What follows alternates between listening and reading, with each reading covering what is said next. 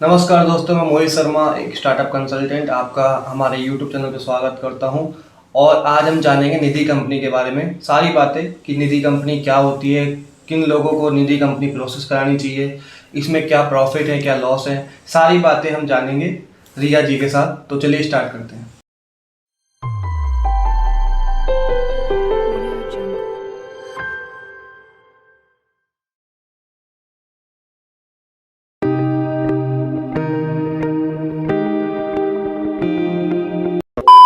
तो रिया जी, सबसे पहले ये बताइए निधि कंपनी होती क्या है और इसके बारे में थोड़ा डिटेल्स में बताइए लोगों को कि बेसिकली निधि कंपनी के बारे में लोगों को नहीं पता ज़्यादातर कि निधि कंपनी किनको चाहिए किनको नहीं चाहिए।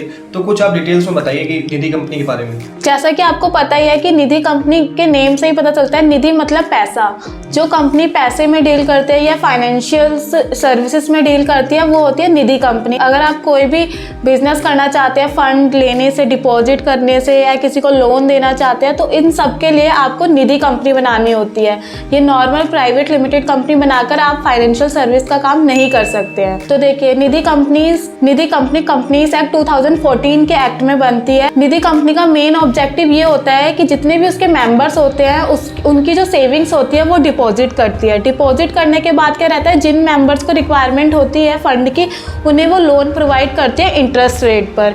मेन इसका ऑब्जेक्टिव यही होता है कि लोगों की जो सेविंग्स होती है वो कलेक्ट करना एंड उनकी रिक्वायरमेंट पे उन्हें फंड प्रोवाइड करना। तो निधि कंपनी किन लोगों के लिए ज़रूरी है, मतलब कौन से लोग ऐसे हैं जो निधि कंपनी बना सकते हैं?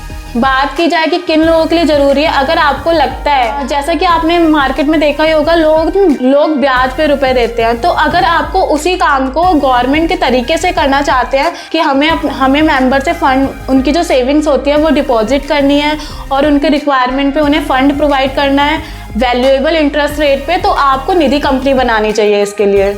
तो मेरा ये क्वेश्चन है आपसे कि निधि कंपनी ही करना जरूरी है या प्राइवेट कंपनी करा के ये काम कर सकते हैं लोग? देखिए, प्राइवेट लिमिटेड आप कंपनी करा तो लेंगे, बट उसमें आप इस तरह की एक्टिविटी नहीं कर सकते, डिपॉजिट नहीं कर सकते, किसी पर्सन को लोन प्रोवाइड नहीं कर सकते, किसी को फाइनेंशियल असिस्टेंस आप प्रोवाइड नहीं कर पाएंगे। इस पे गवर्नमेंट की रिस्ट्रिक्शंस होती है एंड आरबीआई की जो भी गाइडलाइंस होती है वो आपको फॉलो करनी पड़ेगी प्राइवेट लिमिटेड में। बट निधि कंपनी क्या होती है, एक तरह की एनबीएफसी कंपनी होती है। इसमें आरबीआई की जो भी गाइडलाइंस होती है उन्हें फॉलो करने की कोई ज़रूरत नहीं, मतलब कोई ज़रूरत तो नहीं कह सकते, लेकिन कुछ गाइडलाइंस कम हो जाती है, काफ़ी बेनिफिट मिल जाते हैं निधि कंपनीज को।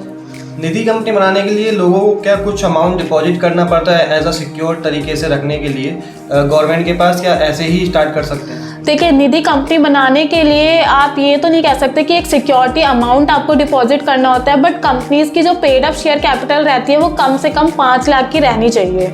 5 लाख से ज़्यादा हो 5 लाख से ज़्यादा हो सकती है, अगर आपके मेंबर्स, डिपेंड करता है कि आपके मेंबर्स कितना कंट्रीब्यूशन करते हैं। अगर वो चाहते हैं तो 10 लाख 15 लाख लिमिट आप इन्फिनिटी तक अमाउंट रख सकते हैं, बट मिनिमम आपको 5 लाख से स्टार्टिंग करनी होती है। ठीक है, इसको बनाने का प्रोसेस मैं आपसे जानना चाहता हूँ कि कितने लोगों की रिक्वायरमेंट होती है निधि कंपनी बनाने? जैसा कि आपने गवर्नमेंट पब्लिक कंपनी के बारे में सुना होगा, जैसे पब्लिक कंपनी में 3 डायरेक्टर्स की रिक्वायरमेंट होती है, उसी तरह निधि कंपनी को बनाने के लिए आपको 3 डायरेक्टर्स की रिक्वायरमेंट होती है एंड इसके अलावा 7 मेंबर्स कंपलसरी होने चाहिए।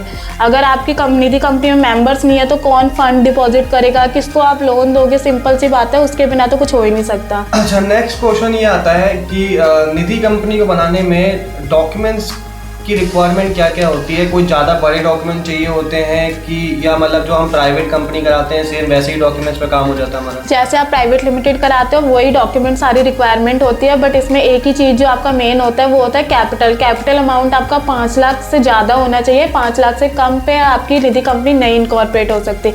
इसके अलावा जो प्राइवेट लिमिटेड में डॉक्यूमेंट होते हैं, जैसे आपका रेजिडेंशियल प्रूफ, वो आपको इलेक्ट्रिसिटी बिल हो गया या कोई अदर यूटिलिटी बिल देना होता है। जितने भी आपके डायरेक्टर्स होते हैं उनके केवाईसी डॉक्यूमेंट्स लगते हैं, Aadhaar card, pan card, contact number, email ID and passport size photo. इसके अलावा जो डायरेक्टर्स होते हैं उनके रेजिडेंशियल प्रूफ लगते हैं और जो मेंबर्स होते हैं उनके भी केवाईसी डॉक्यूमेंट लगते हैं और रेजिडेंशियल प्रूफ लगते हैं। निधि कंपनी हम अगर बनाते हैं तो हमारा कितना साल का खर्चा बढ़ जाएगा, मतलब अगर हम कंपेयर करें प्राइवेट लिमिटेड से तो कितनी कॉस्ट हमारी एनुअल कंप्लायंस पे खर्च होगी? देखिए कंप्लायंस पे अगर जो कॉस्ट की बात की जाए तो कंप्लायंस पे कुछ ज़्यादा आपको लगता है कि आप प्राइवेट लिमिटेड करवाओगे उसमें कम कॉस्ट लगेगी और निधि कंपनी करवाओगे तो ऐसा कुछ नहीं है। थोड़ा बहुत डिफरेंस आता है, वो आपको ज़्यादा से ज़्यादा थोड़े बहुत जो फॉर्म्स होते हैं उसमें वो इंक्रीज़ हो जाते हैं। ऐसा कुछ नहीं है कि आपका बहुत बड़ा अमाउंट डबल हो जाता है, कुछ नहीं। आपका अगर आप अप्रॉक्स भी मान के चलेंगे तो आपका 15 से 20 हज़ार तक के बीच में कंप्लायंस हो जाते हैं इसके, वो भी नॉर्मली। अच्छा, इसको बनने में कितना समय लगता है रिया जी? आप जो कुछ बताइए कि कितना प्रोसेस टाइम लगेगा निधि कंपनी को बनने में पूरा?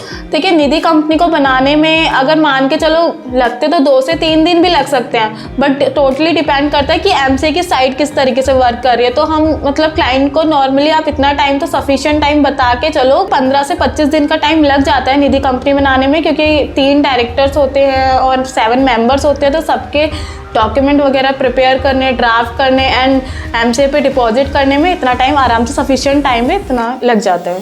ठीक है रिया जी, उम्मीद करते हैं कि निधि कंपनी के बारे में आपको सारी छोटी बड़ी जानकारी मिल गई होंगी। अगर आपको फिर भी कोई डाउट है निधि कंपनी को लेके या कोई और सर्विस को लेके तो आप हमें कमेंट बॉक्स में कमेंट कर सकते हैं या दिए गए नंबर पे कॉल कर सकते हैं। तो थैंक यू सो मच।